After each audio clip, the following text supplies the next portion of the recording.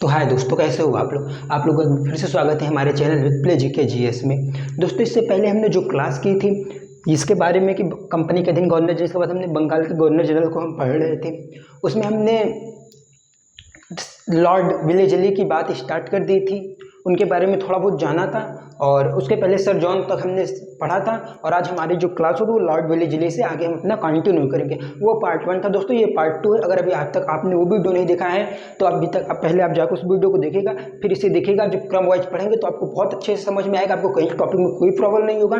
तो चलिए दोस्तों, हम आज का अपना वीडियो स्टार्ट करते हैं। दोस्तों, उस दिन हमने बात की थी लॉर्ड विलेजली की, हम लॉर्ड विलेजली पे आ गए थे, थोड़ी बहुत इनके बारे में हमने बात कर ली थी। लॉर्ड विलेजली, दोस्तों लॉर्ड विलेजली की बात की जाए तो लॉर्ड विलेजली सन 1798 से और 1805 ईस्वी तक रहते हैं। कितने दोस्तों? सन 1798 ईस्वी से 1805 ईस्वी तक। तो दोस्तों बस वही जो उनके बारे में सारा इंपॉर्टेंट है, जहाँ से प्रश्न आएंगे या आने के चांसेस बनते हैं, हम उसे देखने वाले हैं, हम उसे पढ़ने वाले हैं। तो दोस्तों अगर इनके बारे में तो सबसे पहली बात याद रखिएगा इनके बारे में आप कि ये अपने आप को बंगाल का शेर कहा करता था। ये एक ऐसा गवर्नर जनरल था जो अपने आप को बंगाल का शेर कहा करता था। बंगाल का शेर, तो किस गवर्नर जनरल को बंगाल का शेर कहा जाता है, कहा करता था अपने आप को? तो लॉर्ड विलेजली, याद रखिएगा। अब दोस्तों अगर बात करिएगा लॉर्ड विलेजली, तो इनका मतलब आपको हमने सारा मतलब पहले बता दें, ये लोग जो भी नियम लाते थे, जो भी एक्ट लाते थे, जो भी लाते थे, सिर्फ और सिर्फ इनका मतलब मकसद यही था, किसी तरह भी कब्जा करना। तब दोस्तों क्या होता है, ये आता है तो ये एक नियम लाता है, मतलब एक नियम लाता है, उसका नाम होता है सहायक संधि। क्या होती है सहायक संधि? हम आइए उससे देखते हैं। दोस्तों अगर सहायक संधि नाम से पता चलती है, सहायक संधि मतलब अगर दो लोगों के बीच में हो तो आप हमारी सहायता करें और हम आपकी, मतलब आप हमारी हेल्प करें, हम आपकी हेल्प करें, यही है एक सहायक संधि। ये दोस्तों ये क्या लाता है? ये लाता है सहायक संधि। तो सहायक संधि दोस्तों एक बहुत सूझी बूझी इसकी चाल थी, बोल सकते हैं कि इसके द्वारा किस भारतीय जो रियासत थी उनको अपने में कब्जा किया जाए, उनके ऊपर पकड़ बनाया जाए, तो इसलिए सहायक संधि लाए। दोस्तों जो लॉर्ड विलेजली था, ये अपने से पहले वाले गवर्नरों को मतलब बोलता था किसी काम को नहीं, तो मतलब उन्हें गलत बोलता है और बोलता था कि मतलब किसी तरह मैं जरूर कब्जा कर लूंगा, तो इसका बस यही पूरा मकसद था, किसी भी तरह कब्जा करना। तो जब ये सहायक संधि लाता है दोस्तों, सहायक संधि का कुछ शर्तें होती हैं, जाहिर सी बात है, कुछ अगर संधि आप करेंगे तो कुछ नियम पूर्वक कुछ नियम तो होगा। वो नियम क्या था? वो नियम इंपॉर्टेंट है, आइए हम उसे देखते हैं। क्या उसका मकसद था, क्या करना चाहता था, हम उसे देखते हैं। तो दोस्तों अगर बात की जाए इसका सहायक संधि का क्या मतलब, सहायक संधि आप ऐसे देख लीजिए, तो सुन लीजिए दोस्तों क्या कि सहायक संधि में वर्णन था कि उसके नियम में यदि जो रियासत सहायक संधि को स्वीकार करती है, अगर आप नहीं स्वीकार करेंगे तो आपको दबाव देकर स्वीकार करवा देंगे। तो उसका क्या नियम था कि अगर जो रियासत सहायक संधि स्वीकार करती है उसके जो भी विदेशी मामले होंगे वो ईस्ट इंडिया कंपनी अर्थात अंग्रेज देखेंगे। उसके जो भी युद्ध होंगे, मतलब किससे युद्ध लड़ना है, किससे मित्रता करनी है, किसके साथ संधि करनी है, ये भी अंग्रेज देखेंगे। क्या दोस्तों? युद्ध किससे करना है, किससे मित्रता करनी है और किसके साथ संधि करनी है, ये अंग्रेज देखेंगे।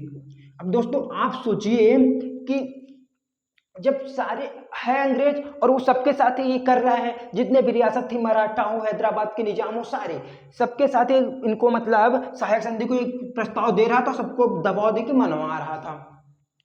अब दोस्तों जब आप सोचिए, जब ये सारे को यही मनवा लेगा, अपना सब कुछ करेगा, तो ये सारे क्या करेंगे? कहाँ आगे और बात सुन लीजिए तभी आपको समझ में आएगा। इसके और नियम थे, उन नियम को पहले आप सुनिए।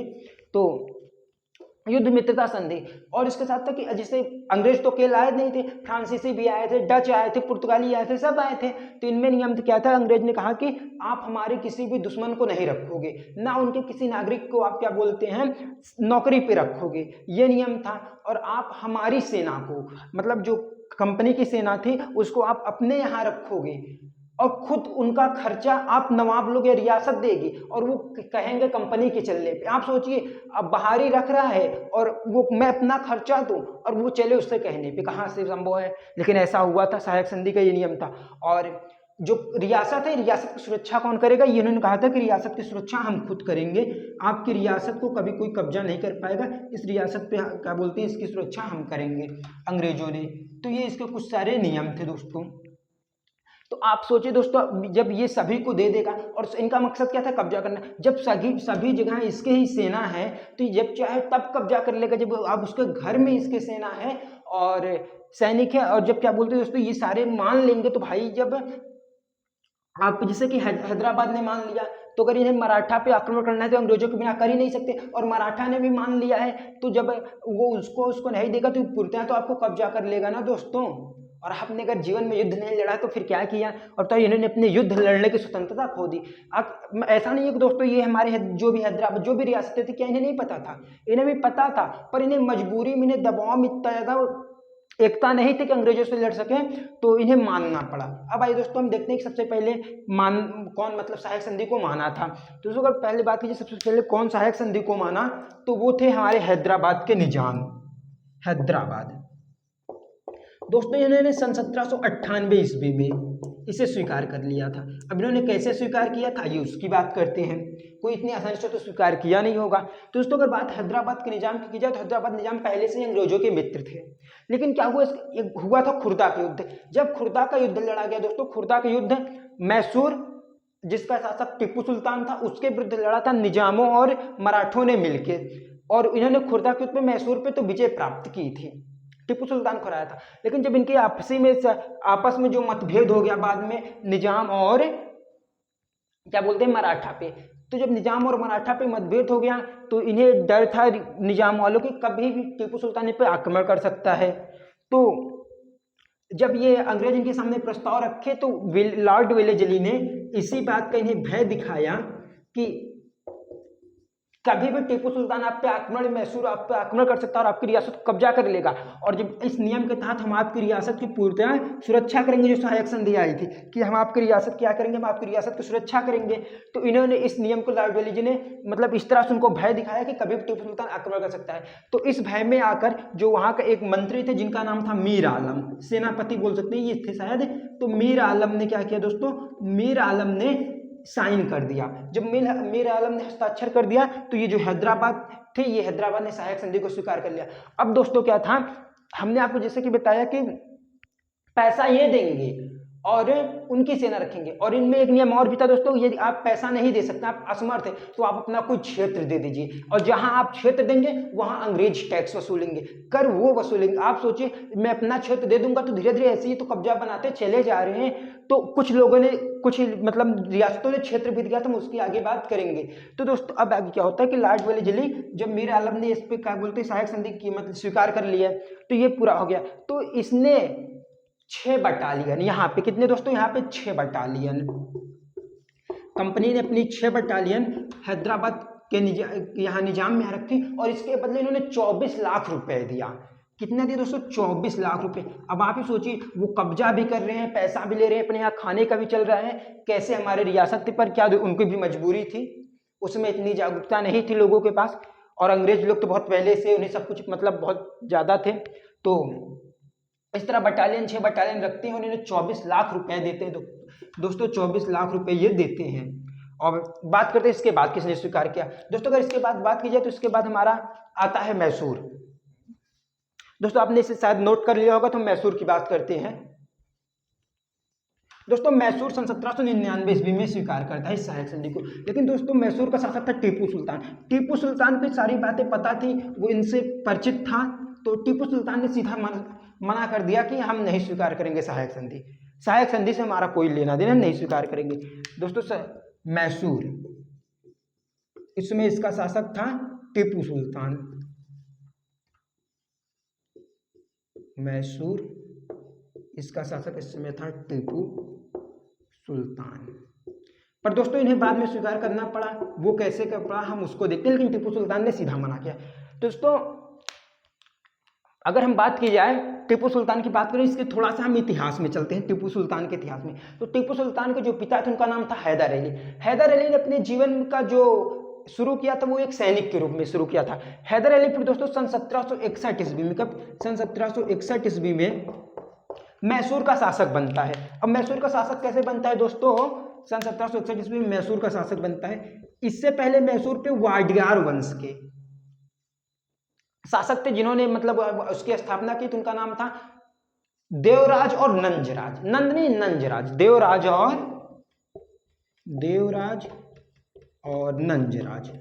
तो इन्होंने वाइटगार वंश की इसमें, तो इनको मैसूर पराजित, मतलब सॉरी, हैदर अली जो टीपू सुल्तान का फादर था, हैदर अली इसका पिता था, हैदर अली दोस्तों। तो इसने 1761 ईस्वी में मैसूर पर शासक बना, और जब इसने शासक बना तो सन 1767 से 1769 के बीच में, हमने उस दिन दोस्तों द्वितीय अंग्ल मैसूर युद्ध से आपकी बात की थी। तो जो पहला अंग्ल मैसूर युद्ध था, आप सोच रहे होंगे कि कहाँ पे लड़ा गया, तो पहला अंग्ल मैसूर युद्ध लड़ा गया था हैदर अली के बीच में। तो इसमें भी इनकी हार हुई थी, तो उस समय मद्रास की संधि हुई थी सन 1769 ईस्वी में। किसकी, जो प्रथम आंग्ल मैसूर युद्ध जो तो हुआ था, प्रथम आंग्ल मैसूर युद्ध। दोस्तों अगर हम लिखे कम तो इसमें कोई प्रॉब्लम नहीं, आप सुन रहे हैं आप नोट करिएगा, क्योंकि दोस्तों लिखने में थोड़ा ज़्यादा समय लगता है तो वीडियो लंबा हो जाता है, जिससे थोड़ा आपको भी प्रॉब्लम होती है, हमें भी प्रॉब्लम होती है, इसलिए हम थोड़ा लिखते कम है। तो ये लड़ा गया था, इसमें हुई थी दोस्तों मद्रास की संधि। तो अच्छा दोस्तों, अब बात आप सोचेंगे मद्रास की संधि, तो मतलब संधि से क्या मतलब हुआ। अब दोस्तों सोचिए, अंग्रेज हमारे घर में आए हैं और हमारे ही प्रदेशों पे वो संधि कर रहे हैं, तो थोड़ा थोड़ा हक तो उनका हो रहा है, आधा एरिया हम उनको दे दिए, ऐसे संधि होती है। तो युद्ध हार जाने के बाद तो उनका तो कब्जा तो होता जा रहा था ना हम पर, तो मद्रास की संधि होती। अब जो दूसरा हमने सन 1780 से 84 के बीच में पढ़ाया, ये शुरुआत तो हैदर अली के ही समय में हुई थी, जिसे हमने आपको बताया था फर्स्ट पार्ट में, उसमें हुई थी मंगलुरु की संधि। वो तो हैदराबाद, जब हैदर अली दोस्तों लड़ रहा था, वो 1782 ईस्वी में मारा जाता है, हैदर अली 1782 ईस्वी में मारा जाता है, और युद्ध चलता है 1784 ईस्वी तक। और हैदर अली 1782 में इसकी मृत्यु हो जाती है दोस्तों। फिर बाद में इसमें जाके मंगलुरु की संधि होती है। अगर थर्ड आंग्ल मैसूर युद्ध की बात की जाए दोस्तों, ये लड़ा गया था 1790 से 92 में कार्नवालिस के समय। इसमें टीपू सुल्तान लड़ रहा था। जब टीपू सुल्तान लड़ रहा था दोस्तों तृतीय आंग्ल मैसूर युद्ध में, तो क्या हुआ था, उस समय श्रीरंगपत्तनम की संधि हुई थी, जो कि इसकी टीपू सुल्तान की राजधानी भी थी, तो वहां पे भी अंग्रेजों का कब्जा हुआ। लेकिन फाइनली जब अब आते हैं दोस्तों सहायक संधि, जब सहायक संधि आती है तो टीपू सुल्तान सीधा सीधा मना कर देता है, वो नहीं करता। तो इन्होंने फिर अंग्रेजों ने उस पर आक्रमण कर देते हैं 1799 ईस्वी में। जब दोस्तों सन 1799 ईस्वी में इस पर आक्रमण करते हैं, और फाइनली चतुर्थ आंग्ल मैसूर युद्ध लड़ा जाता है। अच्छा दोस्तों, आंग्ल मैसूर युद्ध मतलब क्या होता है, आपकी अगर आप नहीं समझ में आ रहा हो, इसका मतलब सिर्फ है कि अंग्रेजों और मैसूर के शासकों के बीच कितनी बार युद्ध लड़ा गया। एक बार लड़ा गया तो प्रथम, द्वितीय, तृतीय, ऐसे चतुर्थ चल रहा था। अब चौथी बार लड़ा जा रहा है। जब चौथी बार लड़ा जाता है दोस्तों, अपने आप को शेर मैसूर के नाम से जाना जाने वाला शेर मैसूर टीपू सुल्तान सन 1799 ईस्वी में मारा जाता है। जब दोस्तों इसकी मृत्यु हो जाती है, तो वाडगार वंश के ही शासक, अर्थात उसमें 5 साल का नाबालिग बच्चा, जो कहाँ का था, वाडगार जो पहले थे उनका था, तो इसका नाम होता है कृष्णराज। कृष्णराज, इसकी मात्र आयु होती है 5 वर्ष। इसको इन्होंने, अंग्रेजों ने क्या कहते हैं दोस्तों, इसको शासक घोषित कर देते हैं, इसको बैठा देते हैं, और इसके बाद मैसूर पे भी कब्जा हो जाता है। तो दोस्तों मैसूर पे इतनी आसानी से कब्जा नहीं हुआ, इन्हें युद्ध करना पड़ा। अब इसके बाद दोस्तों अवध तो बात की जाए तो अवध पहले से ही अंग्रेजों का मित्र था। तो अवध अपने आप को स्मार्ट बनता, चालाक बनता, वो कहता है कि हमको क्या जरूरत है संधि, हमारी तो आपकी अच्छी मित्रता है। तो अंग्रेज कहते हैं कि ज़्यादा स्मार्ट ना बनो, और दबाव देते हैं। फिर इन्हें भी संधि 1801 में स्वीकार करने पड़ती है। मराठा उसमें मजबूत थे, तो मराठाओं को संधि स्वीकार कराना तो इतनी आसान बात नहीं थी। तो इन्होंने क्या करती है, दिमाग लाते, थोड़ी बहुत फूट डालो की नीति लाते हैं और राज करो। तो इन्होंने जब फूट डाला, मराठाओं को 4 से 5 में अलग अलग बांट, जैसे सिंधिया, पेशवा, इन सभी में इन्हें बांट दिया। जब इन सभी में बांट दिया मराठा होलकर, तो धीरे धीरे के करके इन सभी पे क्या कर लिया, इन सभी पे भी दोस्तों कब्जा कर लिया। फिर इसके बाद तंजौर हो गया, भरतपुर हो गया, बूंदी हो गया, इन सभी पे क्रमशः वाइज ये कब्जे करते, मतलब सहायक संधि स्वीकार कराते चले गए। अच्छा दोस्तों, सहायक संधि से स्वीकार करने के आपको सोचिए इसके क्या, थोड़ी बहुत बात करें तो इसके क्या लाभ थे। क्या ये इन्होंने रियासत को सुरक्षा देंगे, क्या इसका लाभ था दोस्तों। अगर आप अपने रियासत की सुरक्षा आप खुद नहीं कर सकते, आप दूसरे के भरोसे छोड़ रहे हो, और जो उसकी भी कर रहा है और आपके भी कर रहा है, वही एक ही व्यक्ति उसी के सैनिक है, तो आप कैसे मान सकते कब वो दोनों पे आपके कब्जा कर लेगा। आप सोचिएगा इस बात को जरा को। और इसके बाद ये सारे होते हैं, तो और इसके बारे में जो थोड़ा बहुत महत्वपूर्ण है सहायक संधि हम उसे देख लेते हैं। इसने दोस्तों सन 1800 ईस्वी में 10 जुलाई 1800 ईस्वी को इसने फोर्ट विलियम कॉलेज की स्थापना की थी, जो कि कलकत्ता में की थी। वहां पे उसमें जो भारतीय नागरिक सेवा में भर्ती हो रहे थे, उनके युवाओं को प्रशिक्षण था, ट्रेनिंग देने के लिए 10 जुलाई 1800 ईस्वी को कलकत्ता में फोर्ट विलियम कॉलेज की स्थापना की थी दोस्तों, सुन लीजिएगा, फोर्ट विलियम कॉलेज की स्थापना की थी। और अपने आप को बंगाल का शेर कहता था। इसके समय में चतुर्थ आंग्ल मैसूर युद्ध लड़ा गया, और जो भी आंग्ल मैसूर युद्ध कैसा हुआ था, इसने इसके पूरे इतिहास के बारे में हमने बातें कर ली हैं। ओके दोस्तों, और ये इसने कलकत्ता में इसका स्थापना का था, फोर्ट विलियम कॉलेज से याद रखिए। अब हम बात करते हैं अगले गवर्नर जनरल पे, चलते हैं आगे जो है दोस्तों। ये जो इसके सारे था, आप हमेशा ये याद रखिएगा प्रश्न के लिए सबसे महत्वपूर्ण, जैसे कि लॉर्ड कॉर्नवालिस हो गया, वारेन हेस्टिंग्स हो गया, वेलेस्ली हो गया, तो ये सभी ज़्यादा आते हैं। जैसे सर जॉन सोरो जो भी हैं, ये लोग बहुत कम आते हैं, मतलब बहुत नामामूली, अगर 95 और 5% का फर्क हो जाता है इनमें। अब इसके बाद दोस्तों जो आएंगे आपको, उनका नाम होगा जॉर्ज वारलो। जॉर्ज वारलो। अब दोस्तों क्या है कि कोई स्मार्ट बोर्ड तो है नहीं कि हम पहले से पीडीएफ बना लें और आपको बताते चले। लिखने और बताने में दोस्तों थोड़ा समय लग जाता है, इसलिए थोड़ा थोड़ा वीडियो लंबा हो जाता है। बाकी हमारी कोशिश रहती है कि वीडियो जितना हो सके उतना शॉर्ट किया जाए दोस्तों। और जॉर्ज वारलो आते हैं 1805 ईस्वी से 1807 ईस्वी में दोस्तों। अब जॉर्ज वारलो में ज़्यादा कुछ नहीं आपको पढ़ना है। जॉर्ज वारलो की एक बात याद रखिएगा, इनके समय में 1806 ईस्वी में एक सिपाही विद्रोह हुआ था। यही सिपाही विद्रोह आपसे पूछा जाएगा, 1806 ईस्वी का सिपाही विद्रोह, जो कि दोस्तों वेल्लोर में हुआ था। कहाँ पे? वेल्लोर में दोस्तों। 1806 ईस्वी में सिपाही विद्रोह वेल्लोर में हुआ, और इस समय दोस्तों ये वेल्लोर कहाँ पे है? ये तमिलनाडु में है। उस समय मद्रास में था और इस समय ये तमिलनाडु में है। तो दोस्तों अब आप कहेंगे विद्रोह हुआ तो कुछ तो कारण होगा। दोस्तों इसका सिर्फ यही कारण था, जो सैनिक थे ना, इनको अपने माथे पर जाति चिन्ह है और नहीं लगाने दिया जा रहा था, और इनके कुछ जो धार्मिक वस्त्र थे, ऐसा ही इनका मैटर था, तो जाति चिन्ह न लगाने देने के कारण, धार्मिक वस्त्र ना पहनने देने के कारण, और कान में बाली ना पहनने देने के कारण यहाँ पे इन्होंने विद्रोह किया था। उन्होंने जब विद्रोह किया तो ईस्ट इंडिया कंपनी के खिलाफ इन्होंने विद्रोह किया, और इसके खिलाफ विद्रोह किया, और इन्होंने वेल्लोर के किले पे कब्जा भी कर लिया। लेकिन फिर वही होता है, इनका दमन कर दिया जाता है, और जब दमन कर दिया जाता है तो ये फिर शांत हो जाते हैं। तो आप इसे याद रखिएगा, क्योंकि इसमें बहुत जारी एकता तो थी नहीं दोस्तों। अगर बात हमारे हिंदुस्तान की जाए, हमारा हिंदुस्तान 200 साल गुलाम रहा।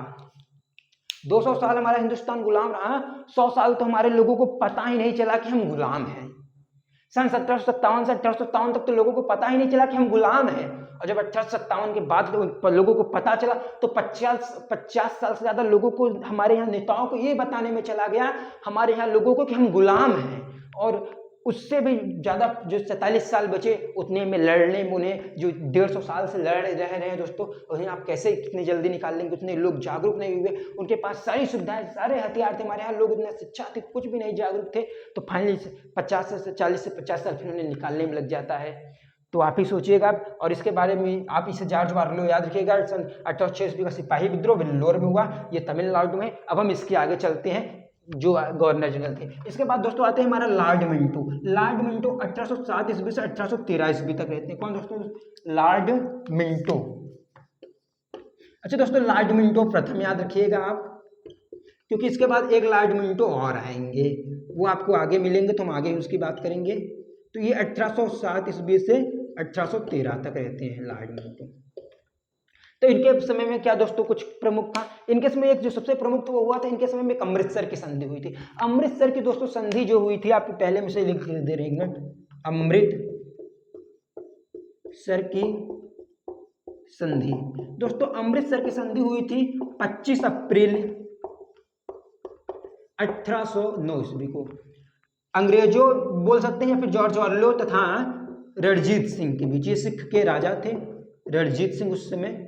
तो रणजीत सिंह और इनके बीच में, अंग्रेजों के बीच में हुआ था अमृतसर की संधि 25 अप्रैल 1809 ईस्वी को। और दोस्तों इनके समय एक जो था वो 1813 ईस्वी का चार्टर एक्ट आया था। जिसको चार्टर एक्ट क्या है, ये हम पढ़ेंगे अपने संविधान में। जब वहाँ कैसे संविधान का हम इतिहास पढ़ेंगे तो वहाँ हम चार्टर एक्ट कुछ सभी को पढ़ेंगे, तो यहाँ इसकी बात ना करते हुए, लेकिन आप जैसे कुछ नियम थे, जैसे कि अंग्रेजों को 20 साल का व्यापार करने का अधिकार बढ़ा दिया गया था, ये सब कुछ थे। तो हम चार्टर एक्ट को वहाँ पे पढ़ेंगे। 1813 ईस्वी का चार्टर एक्ट इन्हीं के समय में आ गया था, इनका कार्यकाल समाप्त होने से पहले। अब दोस्तों हम इनके आगे की बात करते हैं। इसके बाद जो आते हैं वो उनका नाम होता है लॉर्ड हेस्टिंग्स।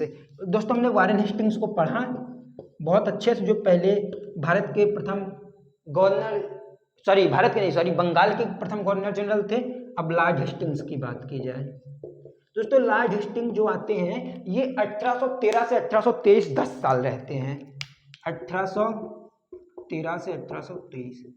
अब दोस्तों हम इनके बारे में कुछ बात कर लेते हैं जो इम्पोर्टेंट है, ज़्यादा खैर बात तो हम करेंगे नहीं, हाँ जो इम्पोर्टेंट है उसकी बात कर लेते हैं दोस्तों। अब लॉर्ड हेस्टिंग्स की बात की जाए तो इनके समय जो सबसे एक प्रमुख जो है वो एंग्लो नेपाल वार है, अर्थात आंग्ल नेपाल युद्ध। लिख देते हैं एक मिनट, आंग्ल नेपाल युद्ध। दोस्तों ये जो आंग्ल नेपाल युद्ध लड़ा गया था ये 1814 से 1816 ईस्वी के बीच में लड़ा गया था दोस्तों। ये 1